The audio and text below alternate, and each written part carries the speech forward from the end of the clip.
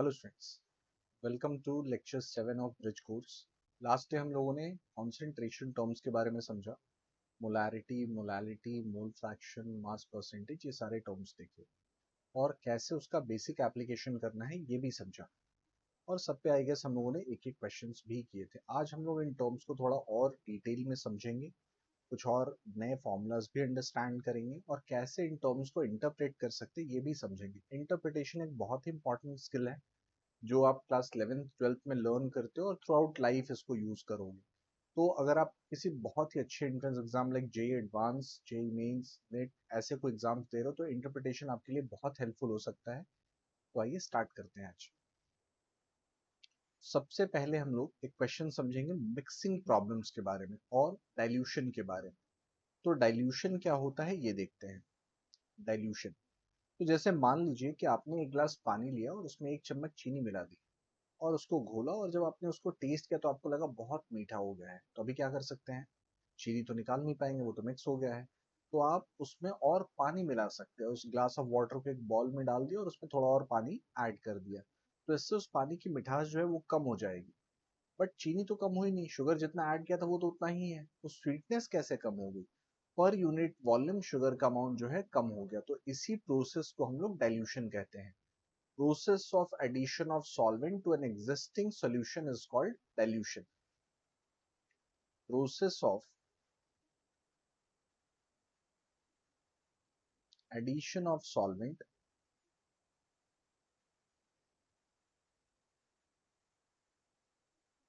to an existing solution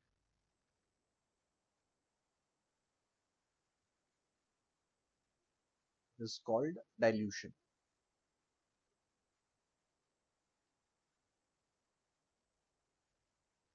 तो dilution का actual application कैसा हो सकता है, कुछ क्वेश्चंस की हेल्प से हम लोग अंडरस्टैंड करें। जैसे मान लीजिए एक क्वेश्चन रहा हमारे पास,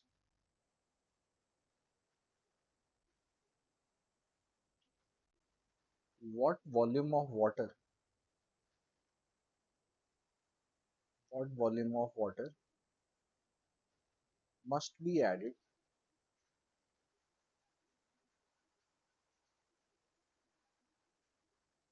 to 500 ml of 2 molar aqueous H2SO4 solution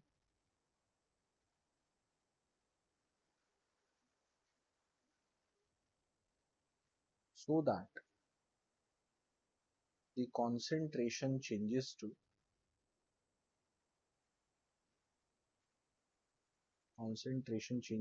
0.1 molar.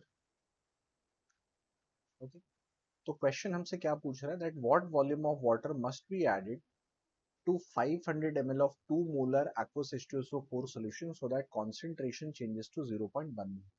तो अगर हम लोग इस क्वेश्चन को अच्छे से अंडरस्टैंड कर पाए, इंटरप्रेट कर पाए, तो इसको सॉल्व करना बहुत ही इजी हो जाएगा।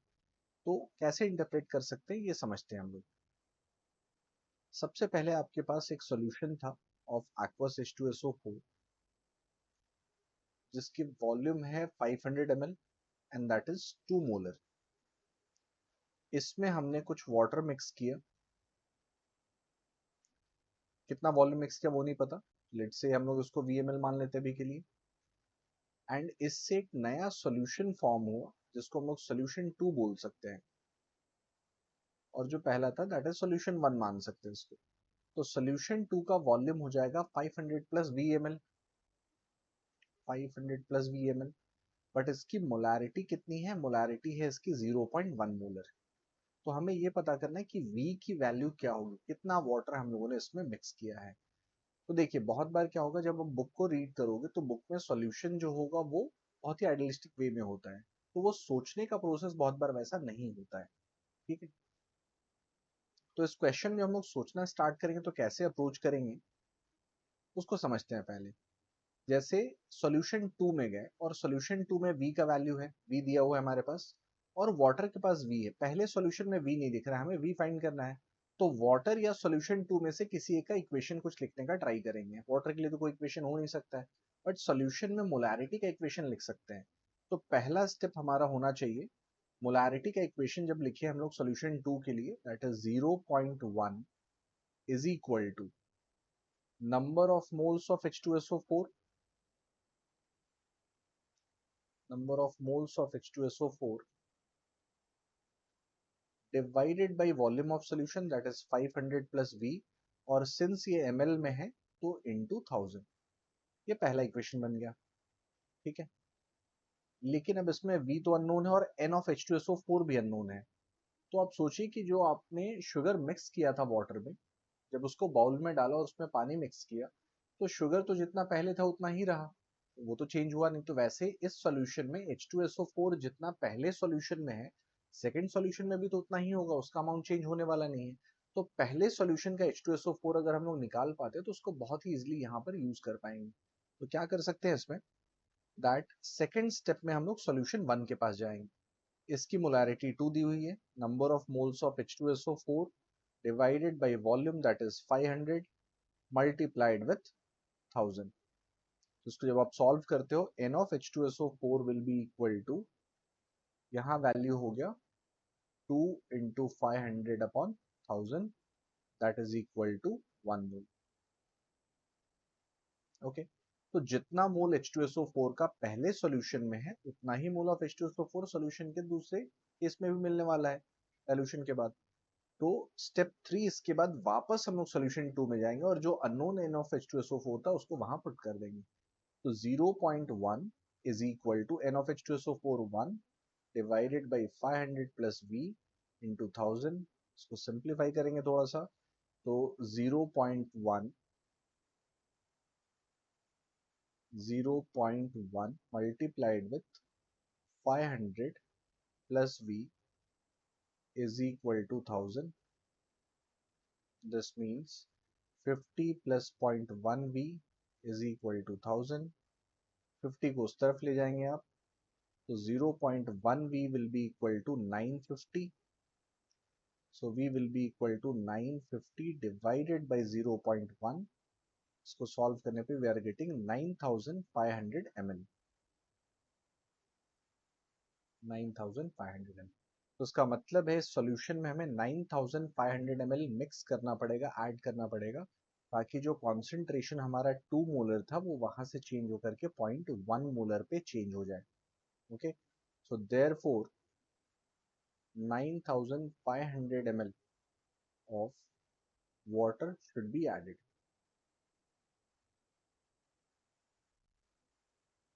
Water should be added. एक अप्रोच तो ये हो गया, ये बहुत ही बेसिक अप्रोच है कि बेसिक अंडरस्टैंडिंग आपने समझी यहाँ पे कि इसमें क्या हुआ और कैसे हमने आंसर्स निकाले. दूसरा एक क्या सॉल्यूशन इसमें हो सकता है कि अगर कोई हमें और भी अच्छा मेथड पता होता तो टाइम बच जाता हमारा. तो मेथड 2 है, लेकिन देखिए कोई भी अगर शॉर्टकट्स है या इजियर वे है वो आपको तभी समझने जब बेसिक्स आपने अंडरस्टैंड कर ले कि क्या हो रहा है, वो क्लैरिटी मिल गई आपको. तो मेथड 2 इस चीज पे बेस्ड है कि पहला सॉल्यूशन जो था उसमें जितना H2SO4 था उतना ही H2SO4 सॉल्यूशन 2 में भी आने वाला है. Number of moles of H2SO4 in solution 1 and solution 2 are going to be same. हम लोग क्या लिख सकते हैं, molarity is equal to number of moles of H2SO4 divided by volume into 1000, provided कि वॉल्यूम हमारे पास ml में रहे. So number of moles of H2SO4 will be equal to molarity into volume by 1000. Okay, तो हम लोग यहाँ लिख सकते हैं N of H2SO4 in solution 1 is equal to N of H2SO4 in solution 2. इसके प्लेस पे आप मोलैरिटी और वॉल्यूम का टर्म पुट कर सकते हो. So molarity into volume upon 1000 for solution 1 is equal to molarity into volume upon 1000 for solution 2. 1000 और 1000 जो है वो तो सेम है, वो कैंसिल आउट हो गया. अब मोलैरिटी और वॉल्यूम के टर्म्स बचे, तो उसको सिंपली लिख सकते हैं M1V1 is equal to M2V2. अब यहाँ पे मोलैरिटी 1 हमारे पास 2 था, वॉल्यूम 1 500 था, मोलैरिटी 2 हमारे पास 0.1 है और वॉल्यूम 2 अननोन है. So V2 will be equal to 2 into 500 divided by 0.1. इसको जब सॉल्व करेंगे तो ये वैल्यू कितना मिलता है, 1000 अपॉन 0.1 दैट इज 10,000 ml. अब लगेगा कि अरे ये क्या हुआ, आंसर तो 9500 आया था, ये 10,000 कैसे आ गया. तो 10,000 ml जो है वो वॉल्यूम ऑफ सोल्यूशन 2 है, वाटर जो ऐड किया वो नहीं है। So volume of water added is equal to V2 minus V1। V2 की वैल्यू कितनी, 10,000 माइनस V1 दैट इज 500। तो वाटर कितना ऐड किया हम लोगों ने, 9,500 ml। ओके, तो इन दोनों वे से आप आंसर निकाल सकते हो, but M1 V1 equals to M2 V2 ज्यादा इजियर मेथड है, इसको ज्यादा इजिली हम लोग अप्लाई कर पाएंगे। Okay, but first method, first approach clear होना चाहिए, उसके बाद ही इसे अप्लाई करना है। ऑलराइट, मूविंग अहेड, नेक्स्ट हम लोग मूव करते हैं मिक्सिंग ऑफ सॉल्यूशंस पे, कि अगर 2 3 4 5 सॉल्यूशंस को मिक्स कर दिया तो कॉन्सेंट्रेशन जो आएगा वो हम लोग कैसे फाइंड आउट कर सकते हैं। मैंने मोलारिटी का टर्म बताया है, आप इसी अप्रोच को डिफरेंट कॉन्सेंट्रेशन टर्म्स पे लगा सकते हो, अप्रोच विल रिमेन सेम, कि सॉल्यूट का या तो मास होगा या मोल्स होगा, वो फिक्स रहेगा, वो चेंज नहीं कर रहा है, और उसको लेकर के फिर ऐसे इक्वेशंस बिल्ड कर सकते हैं। सो नेक्स्ट हम लोग देखते हैं मिक्सिंग ऑफ सॉल्यूशंस।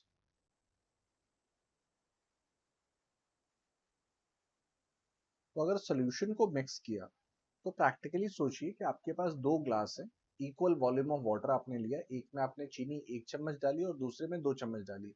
तो कॉन्सेंट्रेशन एक का ज्यादा हो गया और दूसरे का कम हो गया। कॉन्सेंट्रेशन जिसका ज्यादा है उसकी स्वीटनेस भी क्या होगी, ज्यादा होगी।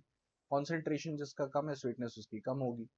तो स्वीटनेस ज्यादा है, मीठा लग रहा है ज्यादा, एक कम लग रहा है। तो अब इन दोनों ग्लासेस को लिया, एक बाउल में मिक्स किया और पानी को मिक्स करके फिर उसको अगर हम लोग टेस्ट करें, तो अब ये मिक्स करने के बाद जो टेस्ट आएगा, वो जो फीका पानी था जिसमें शुगर का अमाउंट कम था, ये उससे ज्यादा स्वीट होगा।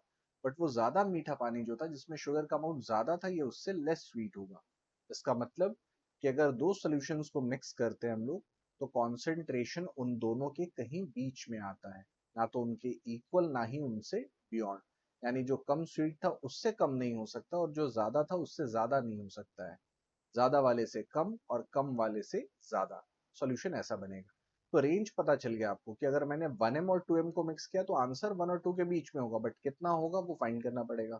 तो एक क्वेश्चन देखते हैं यहाँ पे। It's the question is, what will be the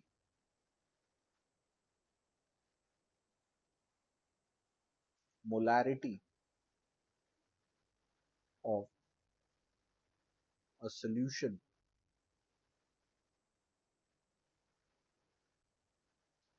formed by mixing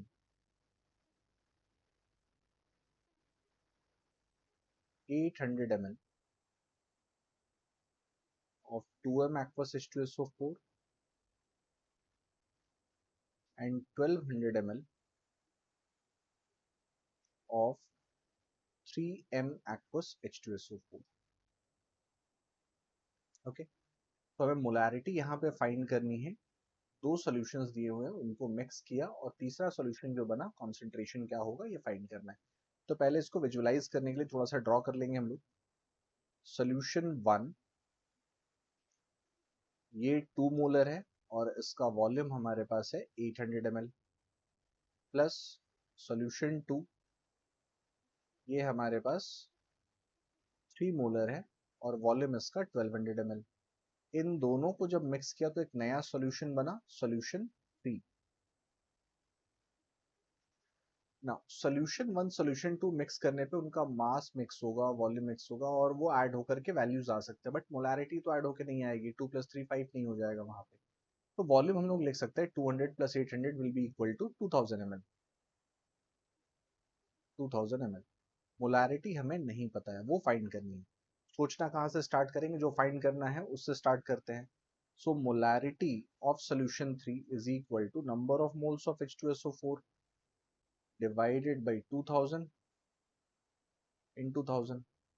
ये फॉर्मूला लगाते हैं। तो अगर कहीं से मुझे number of moles of H2SO4 मिल जाता है तो उससे आंसर आ जाएगा। तो फोकस लगाते हैं number of moles of H2SO4 को ऑब्टेन करने पे। तो H2SO4 किससे आया, सॉल्यूशन 1 से आया, सॉल्यूशन 2 से आया। तो अगले स्टेप में सॉल्यूशन 1 पे चलते हैं। 2 molar is equal to N of H2SO4 divided by 800 into 1000। Solve करेंगे, 16/10 N of H2SO4 यहाँ पे हो गया 16/10, that is equal to 1.6 mole. Okay. Solution 2 जो है अगर उसके लिए चेक करें, दैट इज स्टेप 3, तो सोल्यूशन 2 में 3 molar is equal to NH2SO4 divided by 1200 into 1000, तो ये हो जाएगा NH2SO4 is equal to 36/10, that is 3.6 moles. Number of moles मिल गए इनके। अब फाइंड करना है एन टोटल, तो एन टोटल इन दोनों को ऐड कर देंगे, 3.6 प्लस 1.6 दैट इज 4.2। तो step number 4, molarity will be equal to 4.2 divided by 2000 into 1000। ये कैंसिल आउट हो गया, 4.2 upon 2 will be equal to 2.4 molar. उसका मतलब सोल्यूशन जो मिक्स करने के बाद बना उसकी मोलारिटी 2.4 मोलर है। Therefore, molarity of the new solution, molarity of the new solution will be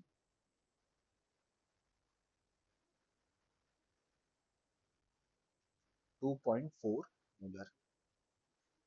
all right, यहाँ तक क्लियर है सब कुछ? फाइन। नेक्स्ट फिर आगे मूव करते हैं इसमें हम लोग। इसमें एक और मेथड आप अप्लाई कर सकते हो। तो दूसरा मेथड क्या लगा सकते हैं, इसमें हम लोगों ने जो इक्वेशन लिखा, जो इक्वेट किया, वो क्या था, NH2SO4 of solution 1 plus NH2SO4 of solution 2 is equal to NH2SO4 of solution 3। इसको मेथड 2 कह लेते हैं। N of H2SO4 of solution 1 plus N of H2SO4 of solution 2 is equal to N of H2SO4 of solution 3। तो N of H2SO4 जब आप apply करोगे तो M into V of solution 1 molarity into volume, volume का unit आपको same रखना है, बस उसे लीटर या ml में जिस यूनिट को भी यूज करना आप कर सकते हो। अगर ml में है तो सारे वॉल्यूम्स ml में रखो, और लीटर में तो सारे वॉल्यूम्स लीटर्स में रखो, आंसर हो जाएगा। तो M into V of 1 plus M into V of 2 will be equal to M into V of 3। तो सिंपली हम लोग ऐसा लिख सकते हैं M1V1 plus M2V2 is equal to M3V3। तो फाइंड क्या करना था, M3 फाइंड करना था। M3 will be equal to M1V1 plus M2V2 divided by V3, और वॉल्यूम तो एडिटिव है ही, so M3 is equal to M1V1 plus M2V2 divided by V1 plus V2। तो एक बार अगर आपके पास ये फॉर्मूला अवेलेबल है, at M3 is equal to M1V1 plus M2V2 divided by V1 plus V2, तो बहुत ही इजिली हम लोग M3 यहाँ पे फाइंड कर सकते हैं। M3 will be equal to molarity of 1 कितना था, 2 into 800 plus molarity of 2 3 into 1200 divided by 800 plus 1200। So ये हो गया 1600 प्लस 3600 डिवाइडेड बाई 2000। फाइंड जब करेंगे that will be equal to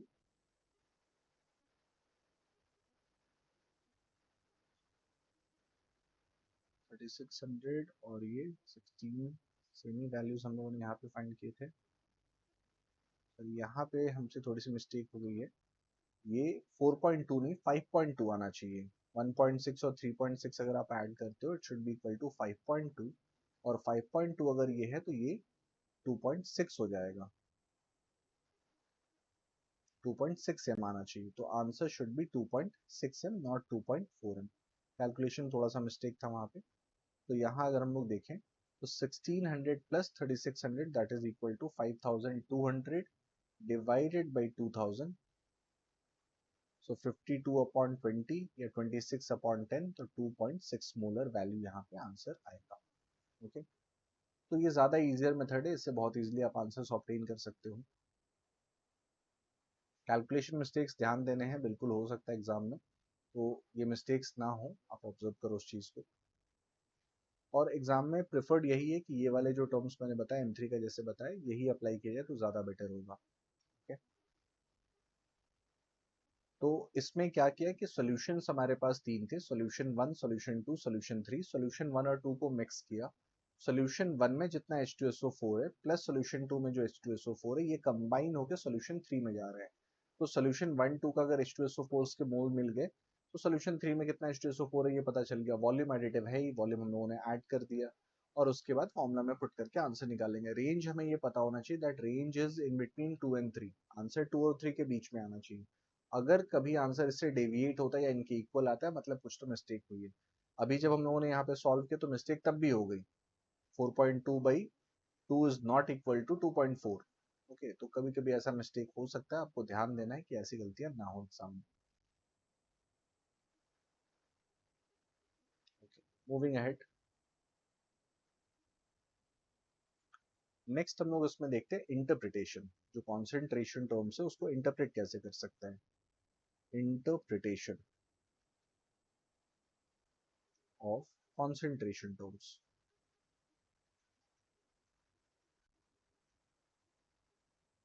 interpretation of concentration terms.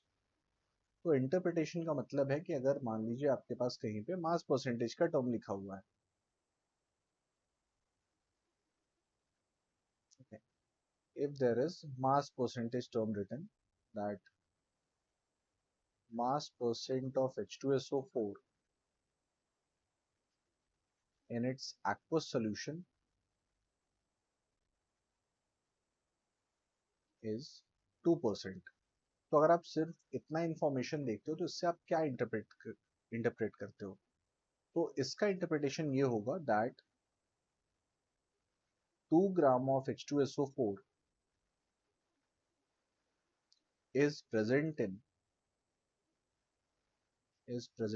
100 gram of solution, is present in 100 gram of solution। Okay, so 2 gram of H2SO4 is present in 100 gram of solution each 100 ग्राम। तो हर बार जब 100 ग्राम solution का लेंगे तो H2SO4 का मास उसमें 2 ग्राम आ जाएगा।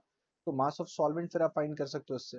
मास of solvent अगर aqueous solution तो solvent will be H2O, so mass of solvent will be equal to 100 minus 2 that will be equal to 98 grams. ये पता चल गया। ओके, अब इसके बाद इस मास परसेंटेज मास को यूज करके आप मोल्स निकाल सकते हो, मोल फ्रैक्शन फाइंड कर सकते हो, मोलैलिटी निकाल सकते हो, अदर अदर चीजें हम लोग यहाँ पे वो कर सकते हैं। अगर कहीं पे लिखा है 1m aqueous H2SO4 तो इसको देख करके क्या इंफॉर्मेशन समझ में आना चाहिए हमें। 1m aqueous H2SO4 देख के ये समझ में आना चाहिए that 1 mole of H2SO4 is present in each 1 liter of solution, is present in each 1 liter of solution। Okay, तो कितना मोल कितने वॉल्यूम में है ये इंफॉर्मेशन इससे मिल गया। नेक्स्ट अगर कहीं लिखा होता 1 small m H2SO4 molal, 1 molal H2SO4 solution अगर है तो इसका क्या इंटरप्रिटेशन होगा। तो मोलल क्या था, number of moles of solute present in each KG of solvent. तो इससे पता चलता है 1 मोल of H2SO4 is present in each 1 kg of solvent। यहाँ मास ऑफ सॉल्वेंट है, याद रखना है, ये मास ऑफ सोल्यूशन नहीं है, वहां पे मिस्टेक हो सकती है। देन मोल फ्रैक्शन में जाते हैं। अगर if mole fraction of H2SO4 in its aqueous solution is 0.2, तो उसका मतलब क्या होगा, इससे क्या समझेंगे हम लोग, क्या इंटरप्रेट करेंगे। It means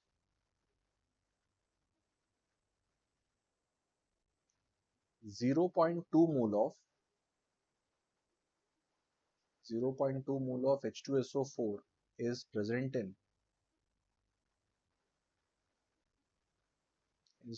in each 1 mole of solution। हर मोल ऑफ सोल्यूशन में 0.2 मोल जो है वो H2SO4 का मिलेगा। सो मोल्स ऑफ सॉल्वेंट भी फाइंड कर सकते हैं। Moles of solvent will be equal to जो 1 मोल हम लोगों ने लिया माइनस 0.2 दैट इज 0.8 मोल। तो इस वे में कॉन्सेंट्रेशन टर्म्स को इंटरप्रेट करके बहुत सारे इंफॉर्मेशन हम लोग ऑब्टेन कर सकते हैं। कैसे इसके ऊपर कोई क्वेश्चन आ सकता है, एक एग्जांपल देखते हैं। अगर मान लीजिए आपके पास एक क्वेश्चन रहा, what will be the mole fraction of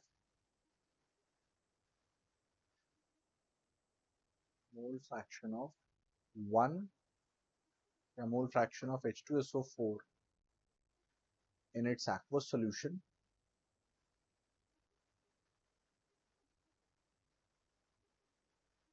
if its mass percentage is 4.9। सिर्फ इतना क्वेश्चन है हमारे पास, मास परसेंटेज बताया हुआ और उस पर पूछा है कि मोल फ्रैक्शन क्या होगा बताइए। तो क्या करना है इसमें आपको, मास परसेंटेज जो भी दिया हुआ है इसको इंटरप्रेट कर लीजिए। इसका मतलब क्या हुआ, it means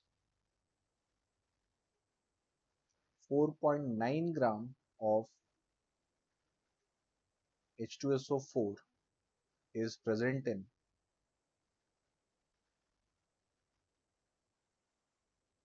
each 100 gram of solution. तो मास को डिफाइन कर दिया हम लोगों ने। अब इसमें 4.9 ग्राम H2SO4 है, सोल्यूशन का मास 100 ग्राम है, और हमें इसमें फाइंड करना है मोल फ्रैक्शन ऑफ H2SO4। तो उसके लिए वाटर का मास क्या होगा ये भी चाहिए होगा। So mass of water will be equal to 100 minus 4.9, 100 minus 4.9 that is equal to 95.1 gram, 95.1 gram, okay। Then you have to find number of moles. Number of moles of H2SO4 will be equal to 4.9 upon 98, that will be equal to 1 upon 20 or 0.05 mole। And then N of H2O यहाँ पे 95.1 upon 18, तो ये 5 point something आ जाएगा, वो आप calculate कर सकते हो। 95.1 divided by 18 is 5.28, somewhere around that। तो एक बार हमारे पास नंबर ऑफ मोल्स मिल गए, then moles of H2SO4 will be equal to 4.9, और वैल्यू हमने ऑलरेडी निकाल रखी है, वैल्यू पुट करते हैं directly. x of H2SO4 will be equal to 0.05 divided by 0.05 plus 5.28। इसको सॉल्व करेंगे, जो भी मोल फ्रैक्शन आएगा वो हमारा आंसर होगा, ओके। तो इस वे में हम लोग कॉन्सेंट्रेशन टर्म्स को इंटरप्रेट कर सकते हैं और उसको अप्लाई कर सकते हैं। तो बहुत बार क्या होता है, वो डायरेक्ट इन्फॉर्मेशन नहीं देंगे, ऐसा कुछ हिडन इन्फॉर्मेशन रहेगा, आपको वो समझना है और आपको अपने एंड पे ट्राई करना है। तो बहुत सारे और भी टर्म्स है, बहुत सारे टाइप्स के क्वेश्चंस हैं, उन सबको भी हम लोग समझेंगे आगे जाते हुए। अभी ब्रिज कोर्स में हम लोग सिर्फ ये समझने का ट्राई कर रहे हैं कि कैसे डिफरेंट डिफरेंट अप्रोचेस अप्लाई करके हम लोग 11th-12th में स्टडी करने वाले हैं, ताकि आपको ये अंदाजा रहे कि ये चीज़ें ईजी नहीं है, बट ये बहुत टफ भी नहीं है। अगर आप समझना स्टार्ट करते हो और अपने एंड पे एफर्ट करते हो तो बिल्कुल बहुत आसानी से आप कर सकते हो। आसानी से ना भी हुआ तो आप कर सकते हो, ये इंपॉर्टेंट है। तो आपको अभी से ही प्रैक्टिस स्टार्ट करनी है। अगर इन टॉपिक्स पे और क्वेश्चंस आपको चाहिए तो आप उसको बुक्स में देख सकते हो या साइट पे चेक कर सकते हो, and then you can practise by yourself. Next lecture में हम लोग फिर अगले टॉपिक को स्टार्ट करेंगे।